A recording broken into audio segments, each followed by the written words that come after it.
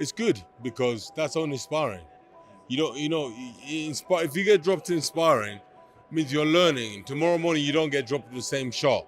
So him getting dropped in sparring, that means he's learning on the job. So it's okay. Who cares? Alexander usually gets dropped in sparring, but he's learning on the job.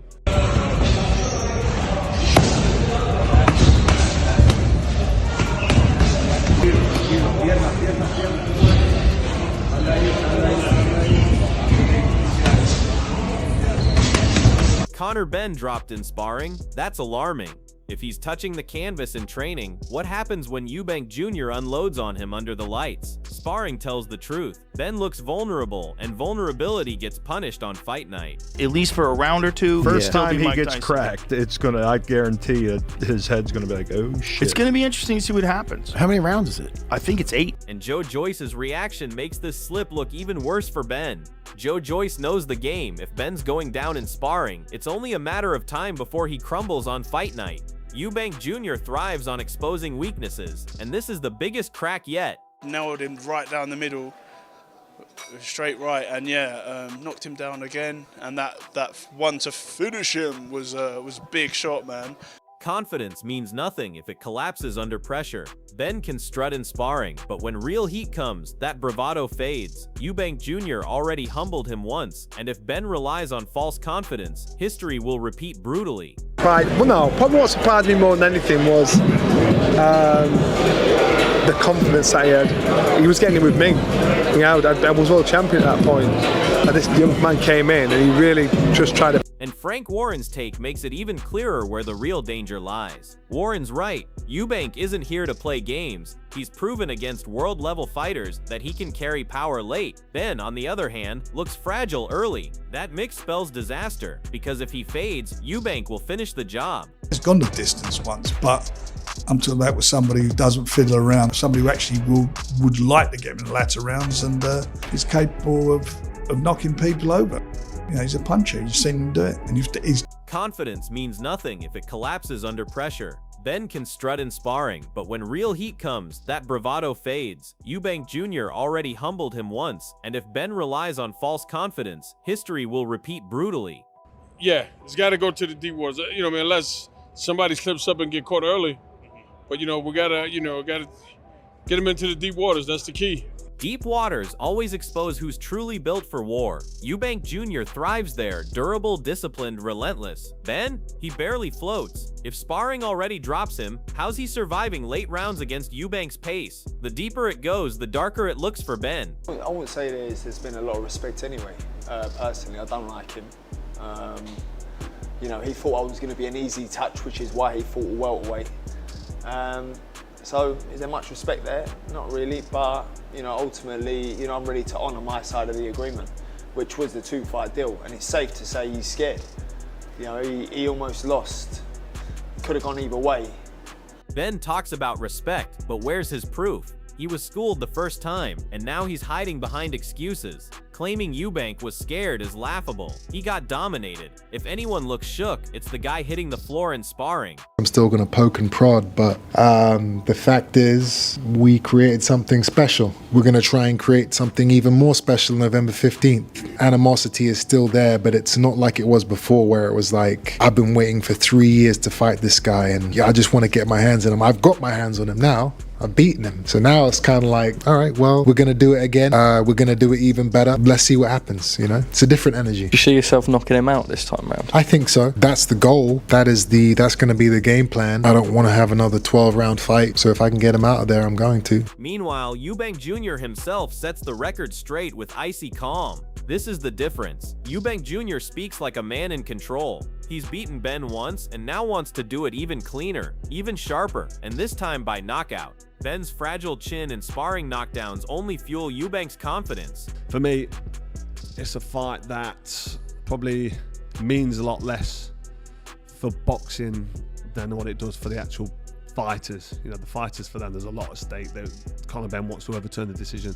And Chris Eubank wants to cement the decision and say, I've done it twice. Bottom line is they're making big bunts, aren't they?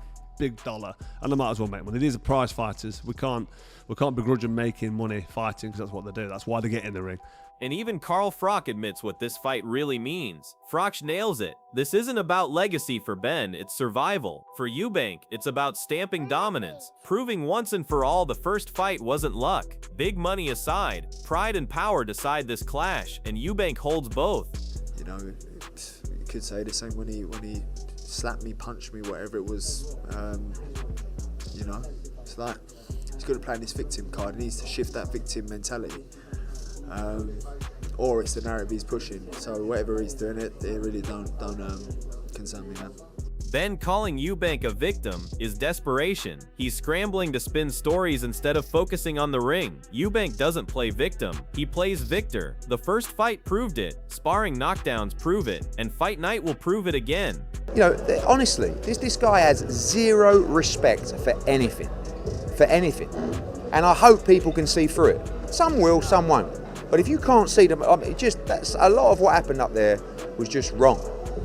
So listen, we go to work and we're in to win the fight. It's going to be different. Eddie Hearn trying to paint Ben as the victim is laughable. Zero respect. Ben's the one talking reckless, getting humbled in sparring, and making excuses after every setback. Eubank Jr. doesn't need sympathy. He's already proven dominance once and will prove it again.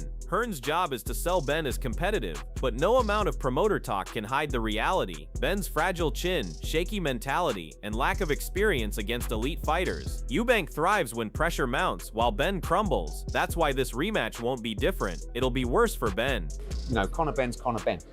But I want him just to be a little bit smarter. We can't, like Nigel said, he's just winging away. And the heart's great, the balls are great, but you can outbox this guy as well. You're going to have to stand and fight because he's going to try and walk you down and be the bigger man.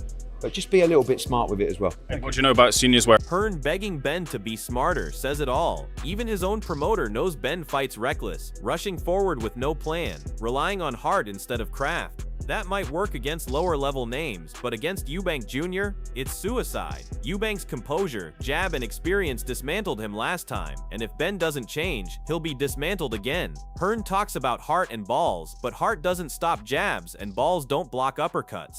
Ben needs skill, and he simply doesn't have enough of it. That's why Eubank holds every advantage going into this fight. You know, I'm going to tell you right here and now, you ain't no champ. And you most definitely ain't no people's champ, so get that out of your head. You keep letting Eddie Hearn blow smoke up your ass and you're gonna end up being even more of an embarrassment than he is. These men are not men of the people. They are pretending. They're pretending to be the good guys. Wolves in sheep's clothing, if you will. They will do anything they can. And Eubank himself makes it brutally clear, hammering Ben with pure truth. Eubank Jr. cuts straight through the hype. Ben isn't a champ, never was, and never will be. The People's Champ Act is smoke and mirrors, crafted by Eddie Hearn to sell tickets. Fans know the truth. Ben's reputation is built on his surname, not his accomplishments. Eubank exposes him as a pretender, a fighter hiding behind hype and theatrics while folding under real pressure. That's why the first fight ended the way it did, and why the rematch will expose Ben even worse. Eubank doesn't just see through the illusion, he tears it apart for everyone watching. I do see improvement there for Conor, and I do think the results will be different the other way around in the next fight. I think it'll go the distance all over again. Johnny Nelson saying Eubank Jr. can't improve is nonsense. Anyone who's followed his career knows he's constantly adapted, whether it's pacing himself better, using his jab more effectively, or timing his counters with precision. Against Ben, he didn't even need to hit top gear. That so-called stiffness wasn't weakness, it was control. He dominated comfortably without breaking stride. To claim Ben has improved is clutching at straws. Improved how? By getting floored in sparring? By still charging in wild with no defense? That isn't improvement, that's desperation. Eubank already exposed him once, and with even more confidence now, he'll expose him worse. The truth is, Ben hasn't closed the gap has widened. Eubank's ring IQ, chin, and composure are miles ahead, while Ben is drowning in hype and excuses. Nelson might want to sell the idea of a competitive rematch, but fans can see through it. Eubank has the tools, the mindset, and the proven record. Ben simply doesn't belong at his level.